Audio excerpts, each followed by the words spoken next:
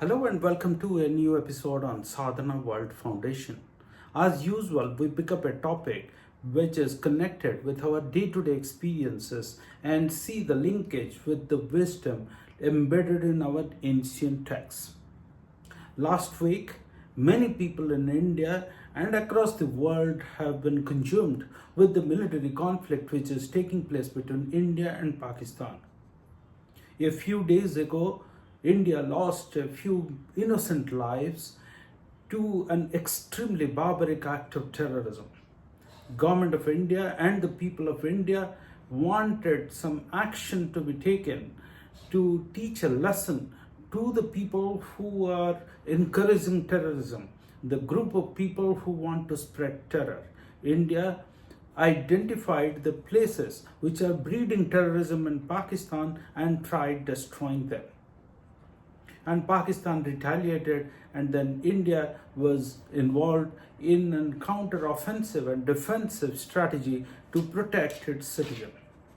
So now the question is that this war or this skirmish or this act of protecting its own citizens, protecting its own assets, establishing an order of righteousness is right or wrong.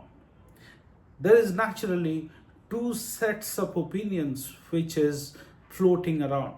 A group of people say that every country must fight against any form of aggression which takes place, and hence India must pursue the war against the group of people and their handlers, the people who are encouraging them.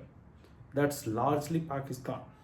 And there is another group of people who have equally a strong voice that India as a country must pursue peace because wars cause a loss of lives.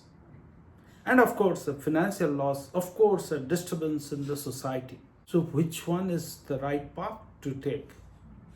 If you are the leader of this country, which path you should take? I looked at some of our ancient texts. Of course, the most popular ancient text connected with this situation is the Mahabharata, where the Pandavas were battling the Kauravas in the battle of Mahabharata, which was a defining moment, apparently a few thousand years ago. However, the interesting thing there is the war started only when all efforts of settling the conflict, resolving the conflict, were not bearing any fruit. All channels of diplomacy failed. All attempts to seek friendship, to arrive at a mutually acceptable settlement failed. In the battlefield, Arjuna was in two minds. His friend, philosopher, and guide Sri Krishna convinces him that this war is not for conquering another kingdom. This war is for establishing order, establishing justice, setting an example for the future.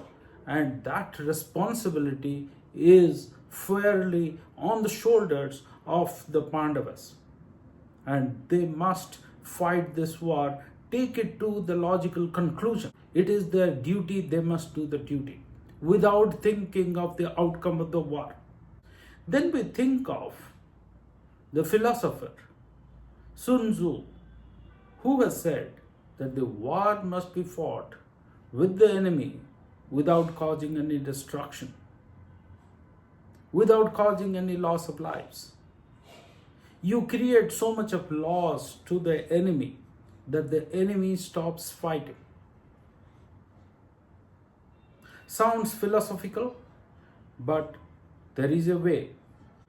If we think of many other situations in various ancient texts, it talks about the balance which is essential between fighting a war and not fighting a war. There is a cost of fighting a war, and there is a cost of not fighting a war. So we must think in a balanced and calm mind that a war needs to be fought or not. And secondly, if a war has to be fought, then in what form and in what method and when we fight the war and in what terms we fight the war. We must all think in a calm mind before taking our final decisions. Many wars are fought in our minds, in our hearts, in our day-to-day lives. We face various kind of conflicts. There are different opinions. We have to choose one opinion. There are various paths before us in our lives. We need to choose one particular path. Which one do we choose? And how do we resolve the conflict in our minds? Sometimes the paths which lie before us are so different that one seems on the extremely opposite side of the other path. It's almost like fighting a war or not fighting a war. So how do we resolve this? So what we learn from our ancient texts is to evaluate the options in a calm and balanced mind. Evaluate the costs of taking path A versus path B and then making the final choice. It's important to establish order, establish righteousness, follow the path of dharma. Ladies and gentlemen, my dear children, this is very profound. We need to think about it and embrace the balance which is probably missing in our narrative today.